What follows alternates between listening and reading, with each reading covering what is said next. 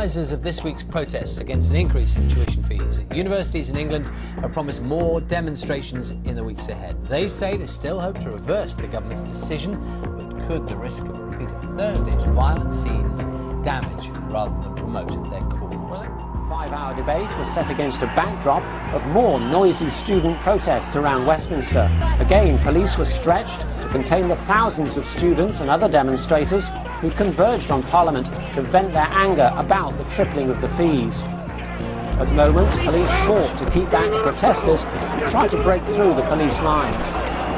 Well, I'm a student teacher, and I think it's not right that future students will have to pay extensive fees, £9,000, so of course they could do maybe in a year. Even though the government claims this is necessary to help the economy or whatever, we know for a fact there are many other ways you can help it. This is a product of everything being seen in financial terms, and we need to think about what education is actually for and who it's for, and that it's for the wider society. It is not simply a way to buy yourself earning power. Okay, lots of thoughts as well, at least from some members of the Lib Dems, that perhaps students don't understand. Well, I think that's frankly insulting, and I think Nick Clegg has tried to use every dirty political tactic in the book to try and suggest that students don't understand the proposals. It's not that difficult to understand that tuition fees are trebling, debt on graduation could be £40,000 or £50,000. That, frankly, is why the anger is so real and so palpable. So how should we, as a nation, pay for university degrees and college degrees? Well, I've always said that there are three key beneficiaries of higher education: the individual, the state and business, and each of them should pay their fair share. Unfortunately, this government, for the majority of courses, are asking the student to pay entirely. There has been the abolition of state funding for the arts, humanity and social science courses. That is why, again, students are so angry that this government has taken a decision that's completely unprecedented in the history of our universities, and is also the only country in the world now to set prices for public universities this high.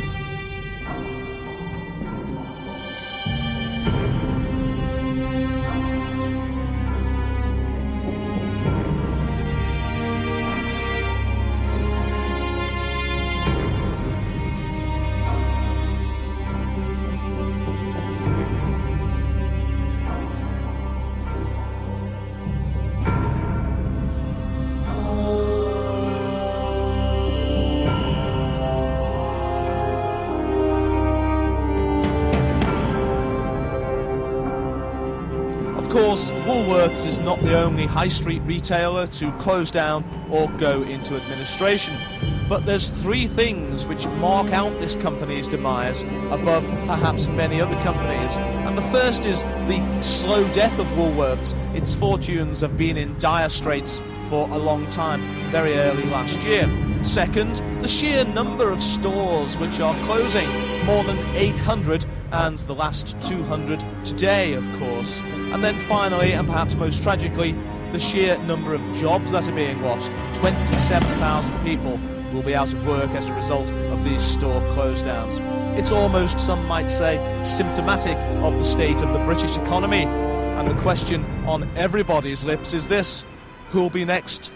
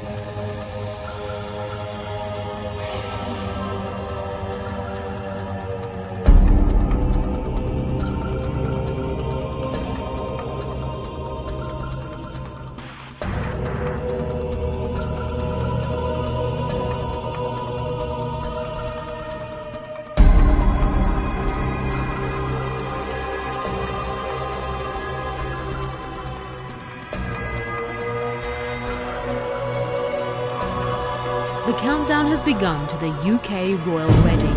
Prince William and Kate Middleton will tie the knot on Friday. It is widely believed that British taxpayers rather than the royal family will pay for the lavish $48 million wedding at London's Westminster Abbey. Meanwhile, April 29th has been declared a national holiday to mark the occasion. The move is estimated to cost Britain about $10 billion. Britons already pay some £40 million a year to maintain their royal family.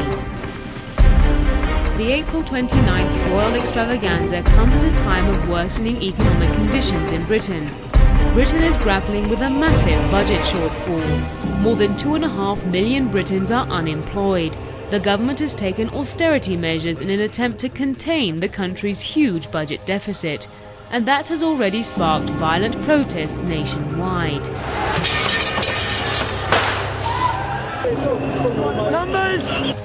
Meanwhile, a recent poll shows Britons are far less excited about William and Kate's wedding than the extensive flattery of media coverage suggests. The poll commissioned by the campaign group Republic has shown that almost 80% of people simply don't care about the so-called big day. Also based on the poll, 1 in 3 people believe the BBC's coverage is biased in favour of the royals. Some believe the government is using the royal wedding relief to distract Britons from their economic woes. And pro-democracy voices wonder how it is possible for a country that claims to be a promoter of democratic principles to advertise hereditary monarchy in the 3rd millennium.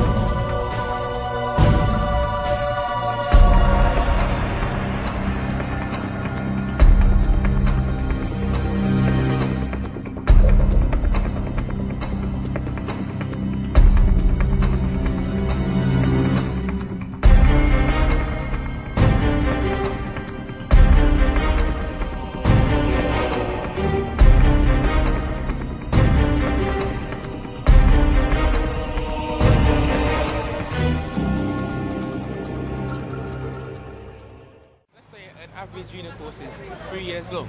That's 27 grand plus maintenance loads, let's say 4 grand a year. That's 40 grand in debt. No, that's a joke. These government guys keep saying, yeah, you students don't know the ins and outs. I know the ins and outs. They're mugging it.